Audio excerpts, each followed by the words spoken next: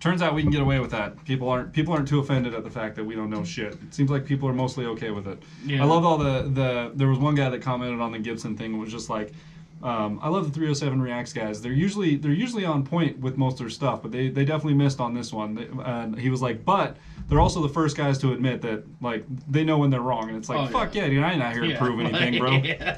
I ain't out here trying to prove anything. No. I know a lot about a little, and a little about a lot.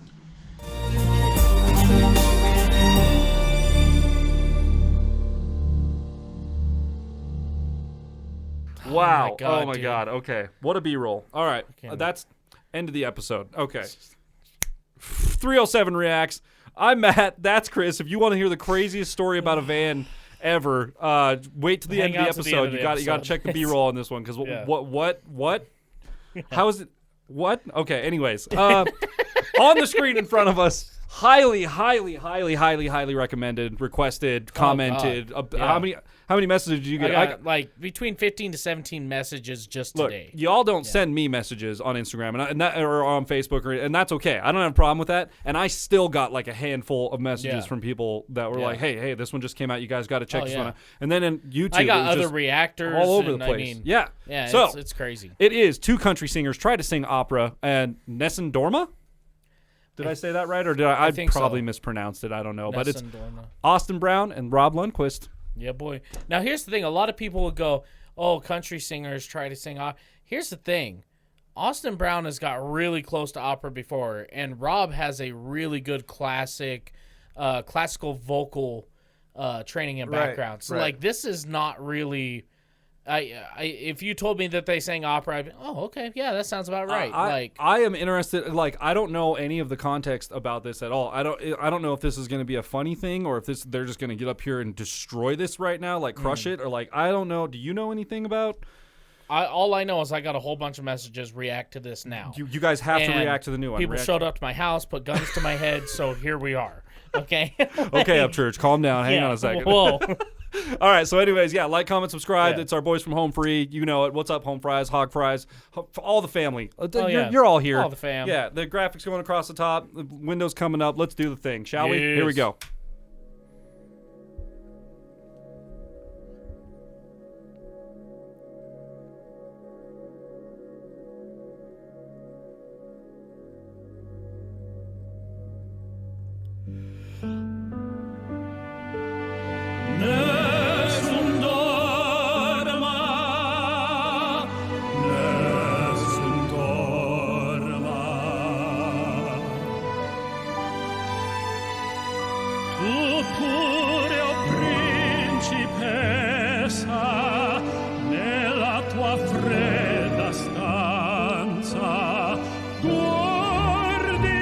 Wow, dude.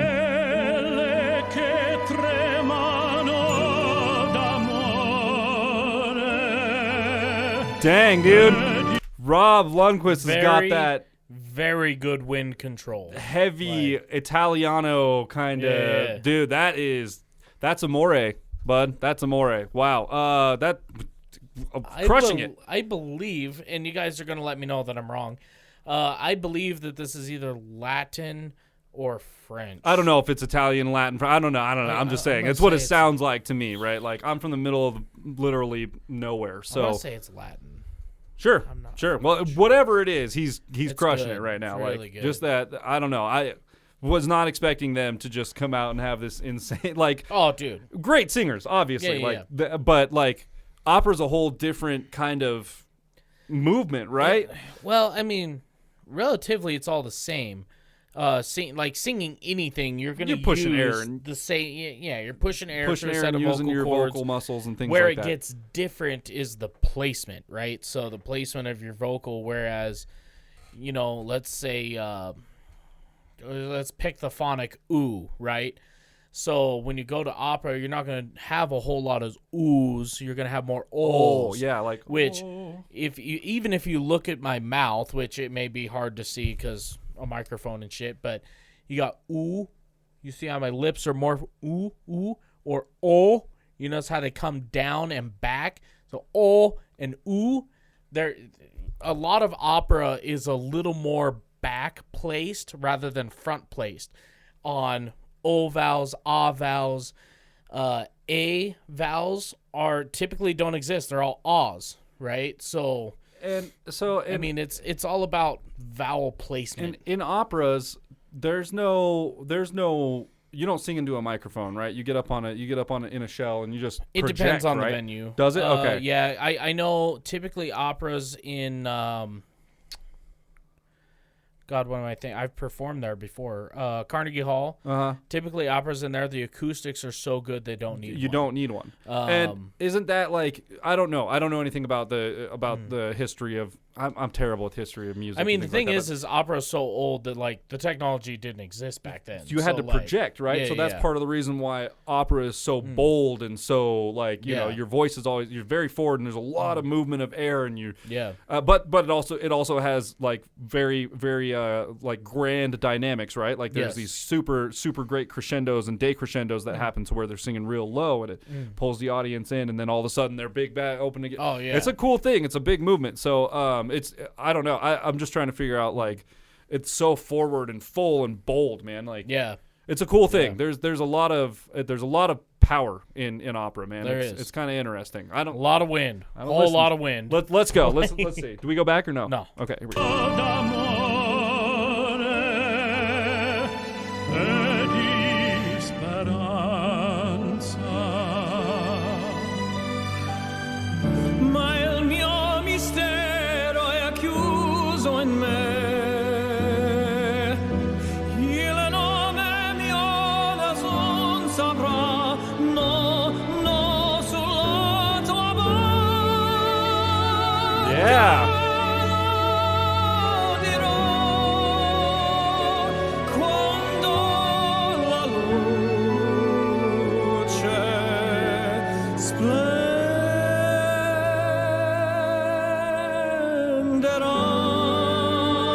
Smooth, dude.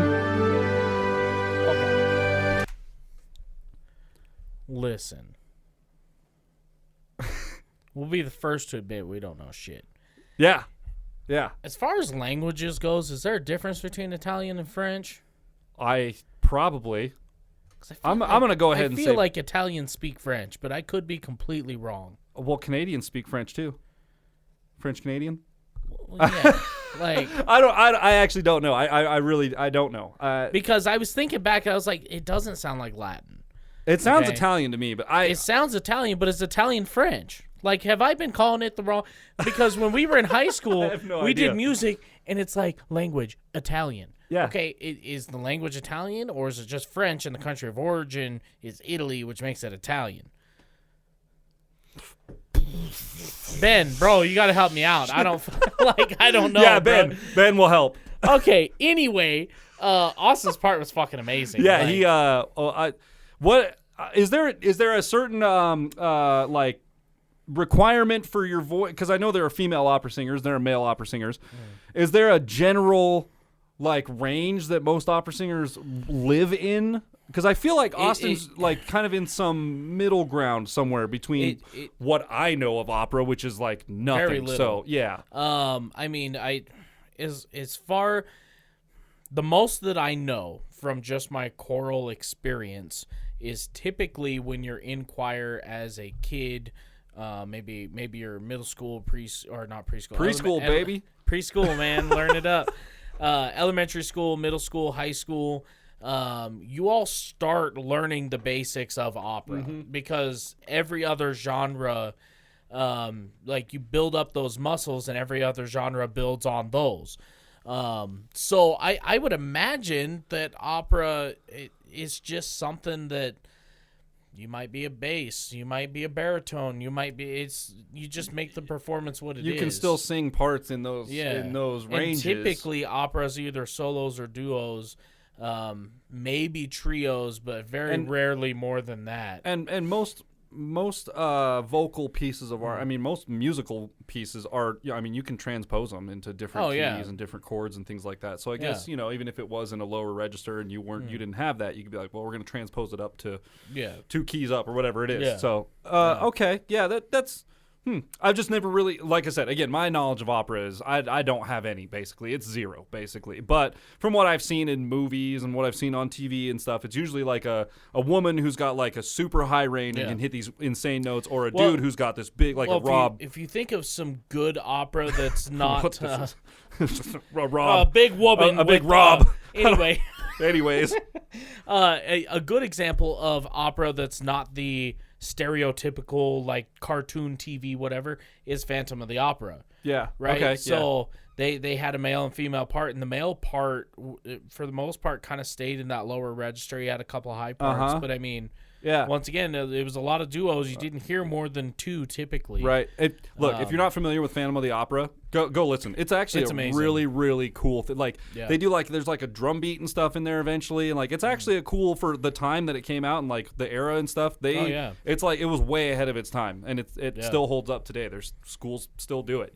Choirs and bands, they do that shit over and over. So. Oh yeah. Good Shall stuff. we? Should we keep going? All right, let's go.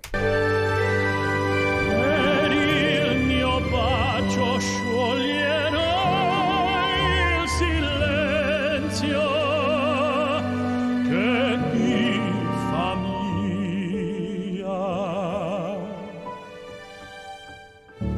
Il nome mio nessun saprà.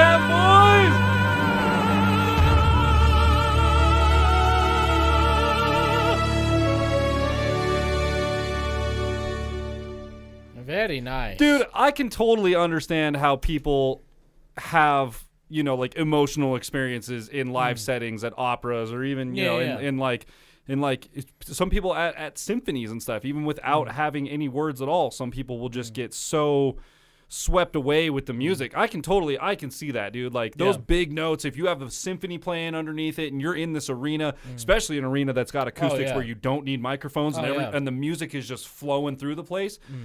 Totally easy. Like I'm getting goosebumps thinking about it right now. Yeah. Like I can imagine just like a tear coming to your eye, man. Just it's so beautiful. Like it's such a beautiful.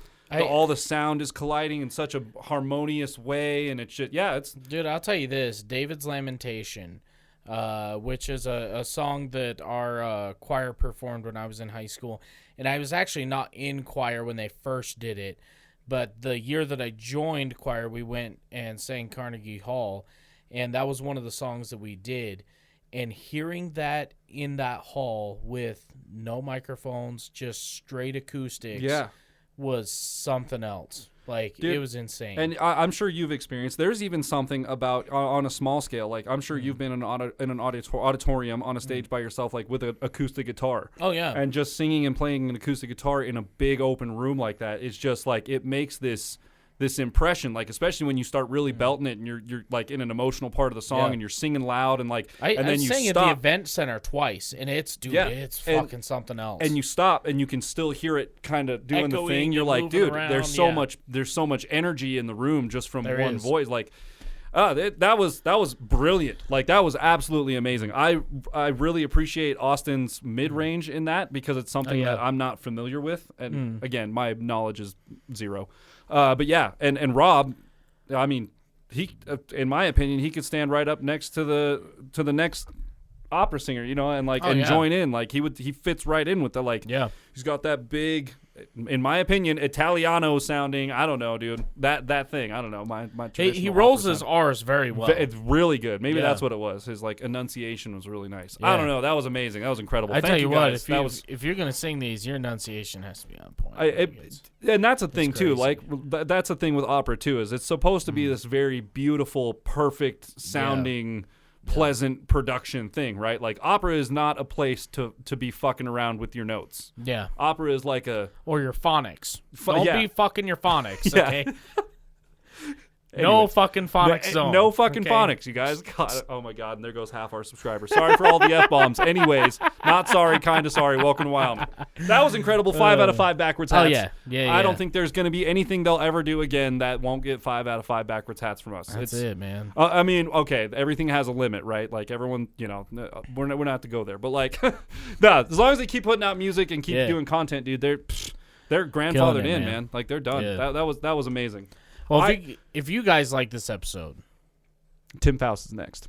as much as we did, I need to hear him doing some. do some opera. Yeah, do some Tim Faust, some Castellucci, some.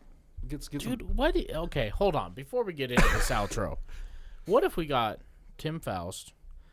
Okay, we got Castellucci. What's the bass singer for Pentatonics? I forget his name. Kevin. No, Kevin's the beatboxer. Crap. Lane. Is it Lane? Lane. I think it is. Yeah.